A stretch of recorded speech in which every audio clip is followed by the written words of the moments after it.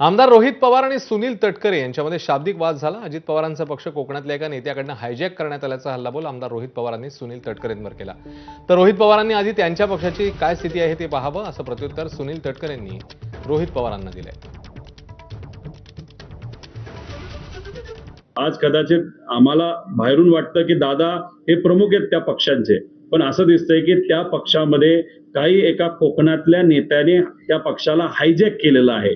ज्या नेत्याने हा पक्ष वेगळा केला, साहेबांची साथ सोडली, आमदारांना निवडून आणलं, त्याच नेत्याला त्यांच्याच पक्षामध्ये जर वेगळं केलं जात असेल तर याच्यावरून समजून घ्या की भाजपचा व्हायरस हा आधी आमच्या पक्षाला लागला, त्यातून आमचा एक पक्ष तोडला, आता अजितदादांचाच पक्ष आणि एकनाथ शिंदे साहेबांचा पक्ष हा भाजपचा व्हायरस आज तिथं तोडतोय हे स्पष्टपणे आपल्या सर्वांना त्या ठिकाणी दिसतंय। रोहित पवारांच्या बालिश वक्तव्याची मी फारशी दखल घेऊ शकत नाही। माझे मुख्य प्रवक्ते आनंद परांजपे यांनी त्यांना ट्विटवरती काल उत्तर दिलंय, आपलं स्वतःचं घर सांभाळ आणि मग दुसऱ्याकडे वाकून बघा, कशाला इतरांची काय ठेवाठेव करता।